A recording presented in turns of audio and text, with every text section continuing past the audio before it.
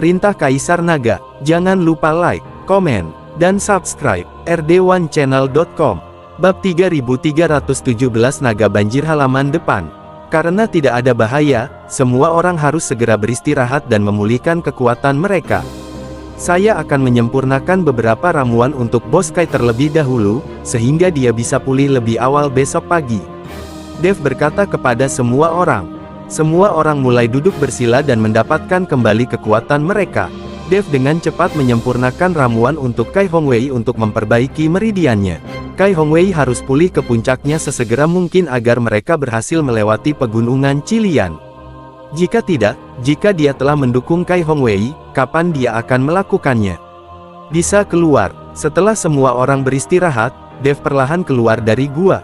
Suasana di sekitar gua sunyi, tanpa suara, bahkan tidak ada auman monster. Dev merasakan suasana tempat ini dengan tenang, dia selalu merasa suasananya familiar, tapi dia tidak bisa mengingatnya. "Puan, kenapa kamu tidak istirahat saja?" Huo Feng juga keluar dari gua dan bertanya. "Saya selalu merasa ada suasana familiar di sini, tapi saya tidak dapat mengingatnya." Dev sedikit mengernyit dan berkata, "Puan, pasti ada monster yang menempati tempat ini. Saya bisa merasakannya, tapi saya tidak tahu monster jenis apa itu. Dan pepohonan di area ini jelas berbeda dengan tempat lain. Sepertinya monster yang menempati tempat ini jelas bukan monster biasa," kata Huo Feng. "Tentu saja, bahkan Raja Harimau Merah Perak tidak berani mendekat, dan dia bahkan meyakinkan kita bahwa monster di tempat ini jelas bukan monster biasa." Dev juga memahami bagaimana monster yang bahkan ditakuti oleh Raja Harimau Merah Keperakan bisa menjadi monster biasa. "Kami berdua berjalan-jalan. Tempat ini tidak besar. Jika monster itu masih ada, kami pasti bisa menemukannya." Dev mengambil Fire Phoenix dan mulai menjelajah di sekitar pintu masuk gua, ingin melihat monster macam apa yang menempati tempat ini. Namun setelah berbalik 2 kali berturut-turut, dia tidak menemukan apapun, yang membuat Dev sangat bingung. Masuk akal jika monster yang lebih kuat dari Raja Harimau Merah Perak pasti sangat besar, dan tidak mungkin ia tidak dapat ditemukan. Mungkin monster itu tidak ada, jadi tidak apa-apa. Kita bisa pergi setelah istirahat untuk menghindari konflik. Melihat tidak ada monster yang ditemukan, kata Huo Feng. Dev hanya bisa mengangguk, "Ayo kembali." Tetapi ketika Dev dan Huo Feng hendak memasuki gua, tanah tiba-tiba bergetar, dan gelombang aura yang kuat melonjak keluar dari gua. Dev dan Huo Feng tertegun sejenak, lalu mereka mendengar suara gemuruh satu demi satu, dan Tuan Miao serta yang lainnya berlari keluar gua satu demi satu. Semua orang tampak panik dan berteriak, "Naga, ada naga!" Saat semua orang kehabisan, semburan panas keluar dari lubang. Lalu sebuah kepala sebesar rumah muncul dari lubang. Ketika Dev melihat ini, dia segera memimpin semua orang kembali. Tak lama kemudian, separuh tubuh naga itu muncul dari lubang, hanya separuh tubuhnya yang terlihat, dan panjangnya sudah puluhan meter. Sekilas Dev dapat mengetahui bahwa ini bukanlah seekor naga, melainkan seekor naga, karena ia akan berubah menjadi seekor naga, ia terlihat sangat mirip.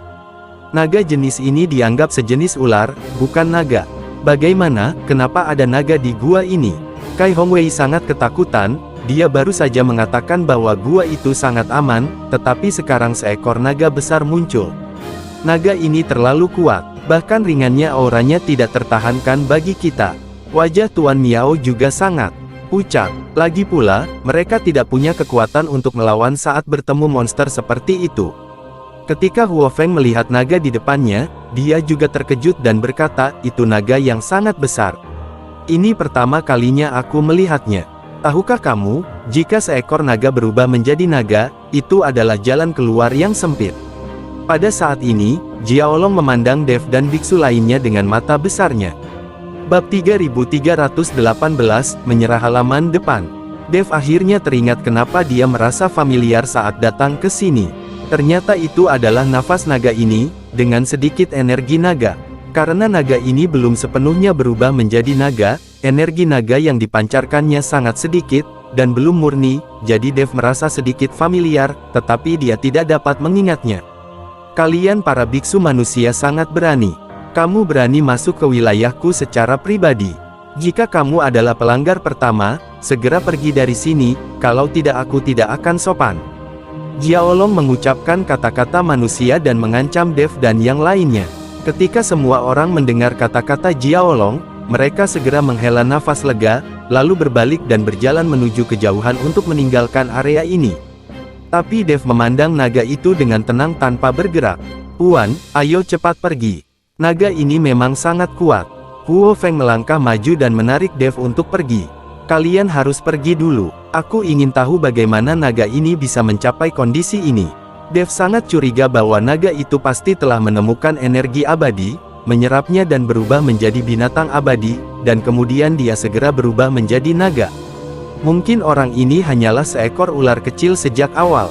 Setelah menyerap energi abadi, segalanya menjadi mungkin. Memikirkan hal ini, mata Dev penuh dengan kegembiraan.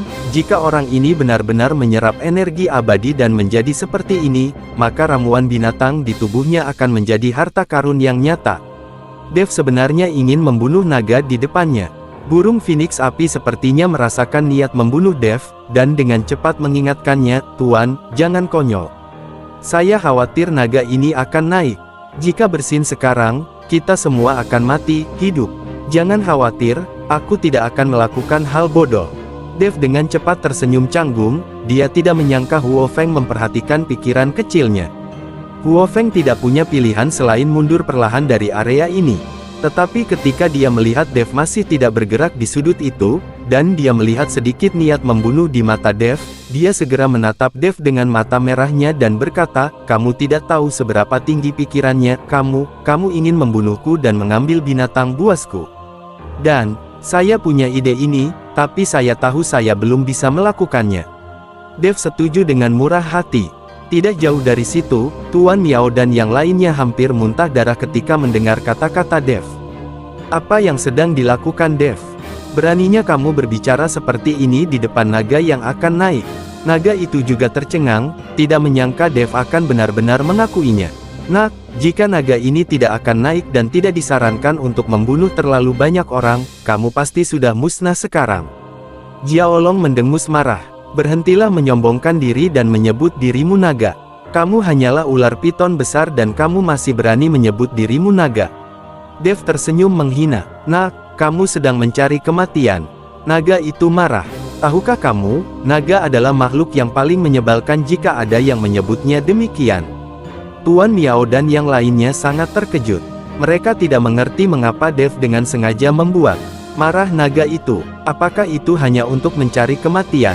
Naga itu meraung, aura menakutkannya seperti tornado, membuat Tuan Miao dan yang lainnya tidak bisa berdiri. Dev, sebaliknya, membenamkan kakinya ke tanah, dan kristal naga di dadanya mulai berkedip. Ketika naga itu melihat kristal naga di dada Dev dan merasakan energi naga murni yang dipancarkan oleh Dev, seluruh tubuhnya langsung membeku.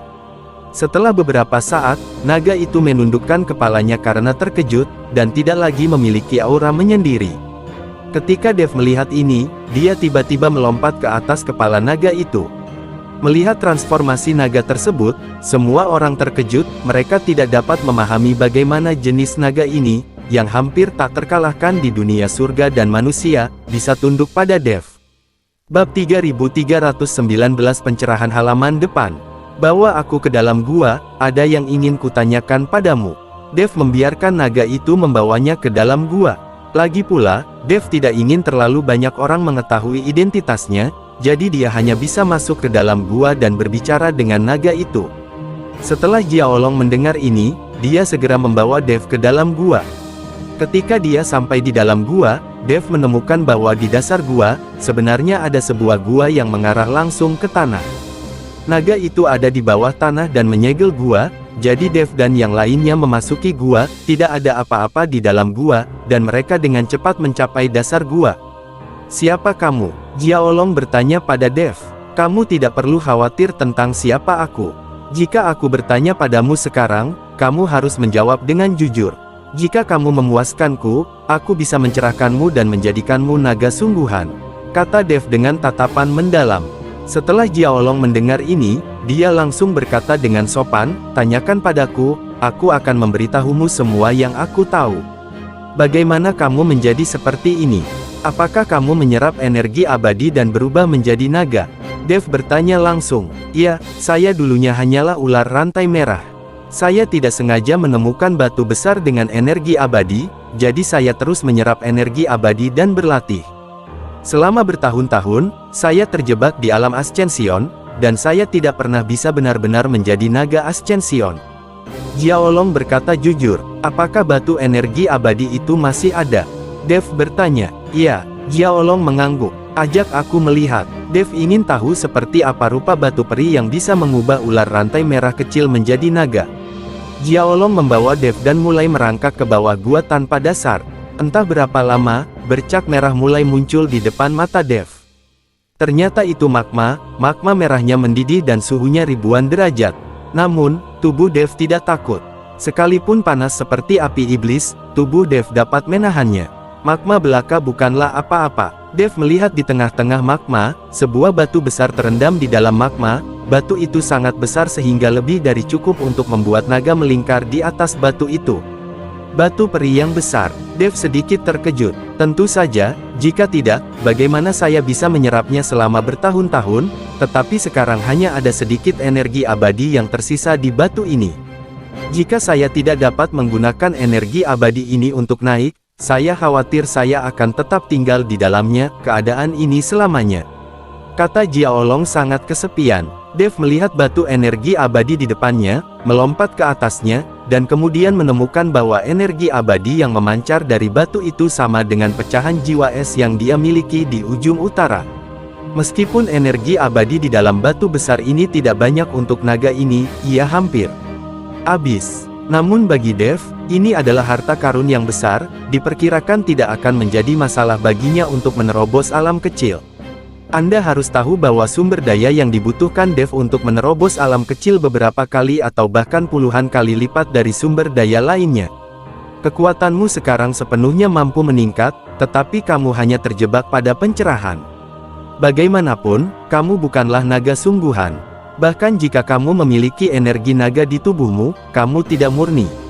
Sekarang saya akan memberikan energi naga murni kepada Anda, dan kemudian Anda akan menyadarinya. Ketika Anda benar-benar memahami segala sesuatu tentang klan naga, saya yakin Anda dapat naik menjadi klan naga sejati. Dev berkata pada Jiaolong, "Terima kasih." Saat naga itu bergoyang, ia berubah menjadi pria anggun dan berlutut tepat di depan Dev. Tidak peduli apa identitas Dev, kristal naga di tubuhnya adalah nyata, dan ada juga energi naga murni. Jadi Jiaolong tidak perlu bertanya lagi, dan dia tahu bahwa Dev pasti anggota klan naga. Mampu mendapatkan pencerahan naga sejati bisa dianggap sebagai berkah naga. Dev dengan lembut menekankan tangannya ke kepala naga itu, dan semburan energi naga memasuki tubuh naga itu. Bersambung.